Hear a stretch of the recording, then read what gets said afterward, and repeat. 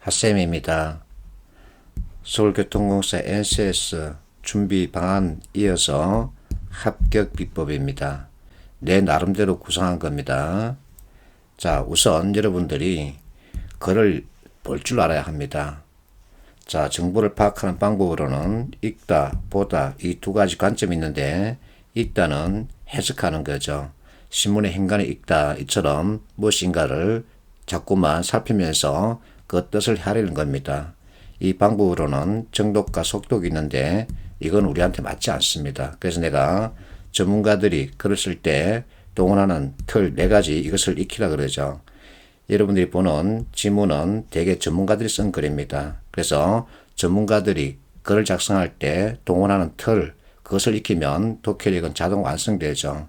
이렇게 하면 이제 의사소통 정말 쉬워집니다. 이 학생은 일주일 만에 의사소통 공부하고 고래를 합격했답니다. 우리도 이렇게 할 수 있습니다. 이렇게 하기 위해서는 상대방 의사에 해당되는 지문을 볼 줄 알아야 합니다. 그래서 내가 사부구성, 이항들이 포스트에 꼬리물기 이와 같은 것을 익히자 이렇게 잔소리하죠.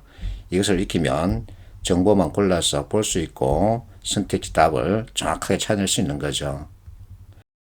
나는 의사소통에 대해서 이렇게 말합니다.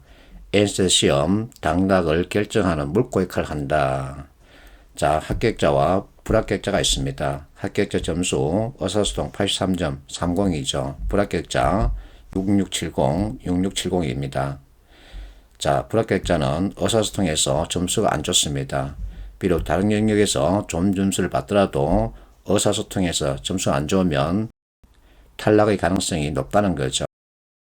합격자는 비록 다른 영역에서 점수가 낮더라도 의사소통에서 좋은 점수를 받으니까 합격선 안으로 들어간 겁니다. 그래서 의사소통 느낌을 잘 받으면 다른 영역 시험 역시 느낌을 잘 받게 되죠. 그리고 여러분들이 바꿔야 할 게 꼭 한 가지 있습니다. 뭐냐면 암기하지 마십시오. NCS는 태생이 암기가 아니라 이해입니다. 이해의 뜻은 2개 이상의 정보가 서로 연결되어 있는 상태죠. 그래서 지문과 선택지 서로 연결하면 됩니다. 많은 학생들이 경영학을 공부하다시피 하고 있는데 경영학 공부가 나쁘다는 게 아닙니다. 경영학 파고들면 최소 비용, 최대 효과를 꾀할 수 없다는 거죠. 그래서 내가 학생들에게 다른 거 하지 말고 가장 기본적인 개념만 익혀라. 그러면 충분히 답을 찾을 수 있다. 이렇게 잔소리하죠. 자, 실제 시험 문제, 체계적 이험 이와 같은 것이 나왔다 그러죠. 깊이 있게 문제를 구성해서 출제하지 않습니다. 기본 개념에 대한 이해를 하고 있는지 이것을 묻는 거죠. 그리고 여러분들이 많이 공부하고 있는 피셋 문제 너무 깊게 빠지지 마세요. 어쨌든 피셋과 NCS는 태생이 다릅니다. 성격 목적 자체가 다르죠. 그리고 그 대상도 다르죠. 준비기간 같을 수 없습니다. 당연히 난이도 다르죠. 그런데 많은 학생들이 피셋에 빠져 있죠. 자, 실제 서울경 합격자입니다. 자료해석 문제 몇 개 나왔지만 대체 그 정도 수준으로 나왔다. 그 범위, 그 난이도 수준으로 출제됐다는 거죠. 자, 다시 얘기합니다. 많은 학생들이 피셋에 빠져들어서는 엄청난 시간 투자하죠. 근데 실제 시험장 갔다 와서는 허탈했다 하는 후기를 남기고 있죠. 자, 서울교통공사 출제해서 밝힌 문제 출제 기준입니다. 시험 문제 기본에 충실하면서도 폭넓은 이해를 요구한다. 그래서 내가 앞에서 얘기했죠. 개념에 대한 이해가 필요한 거지 깊이 있게 빠져들 이유는 하나도 없습니다. 그리고 암기가 아니라 이해라는 거죠. 자, 그리고 수리, 자료해석 문제, 계산기 사용 불가라 그러죠. 이것이 무엇을 뜻할까요? 어림셈 또는 간단한 연필셈으로 충분히 계산해서 답을 찾을 수 있다는 얘기입니다. 그리고 자료해석 문제, 선택지 진술, 해석형과 계산형으로 구분만 할 줄 알면 됩니다. 그러면 계산하지 않고 눈으로 답을 찾을 수 있는 거죠. 자, 앞에서 봤던 기본 틀만 잘 익히면 정말 2주 만에 합격할 수 있습니다. 이 친구 자기네 선배가 빠르게 3번 돌리고 2주 만에 합격했다 그러죠.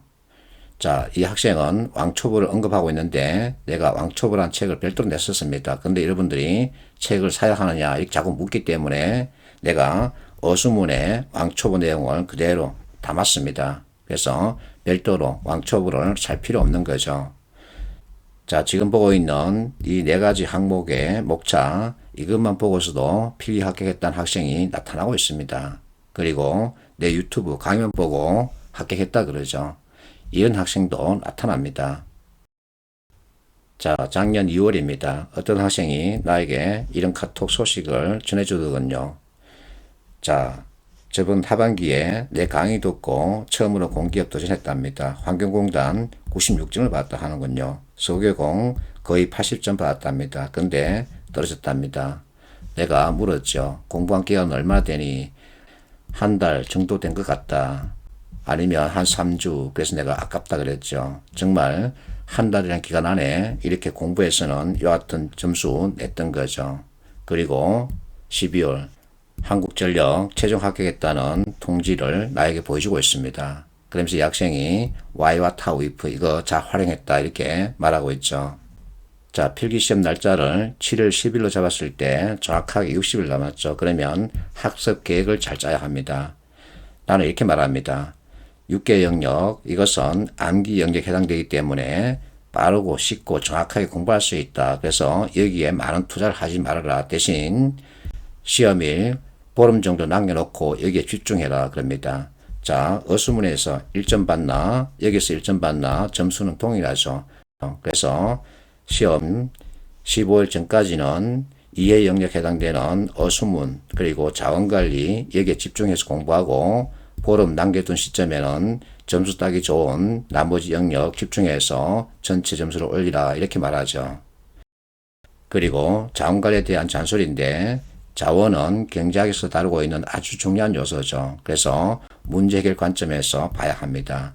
자, 이 자원관리 문제는 응용 수리와 또는 자료 해석과 등따라 나오기도 하죠. 자, 여기저기서 자원관리 문제가 이렇게 출제됐다 이런 얘기를 들려주고 있죠. 자, 나머지 영역 내가 이렇게 책을 구성해 놨습니다.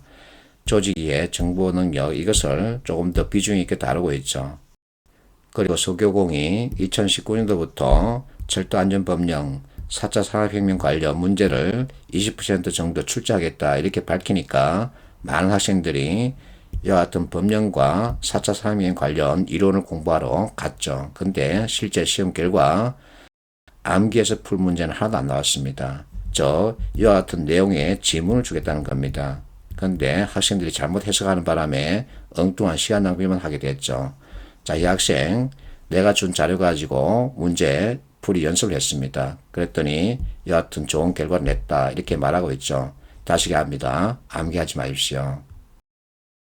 작년에 서교용 대비 온라인 특강을 열었었죠. 줌으로 수업을 진행했었습니다. 그리고 모의고사도 진행했었죠. 이번에도 이와 같은 커리큘럼 만들어서 실제 진행할 겁니다.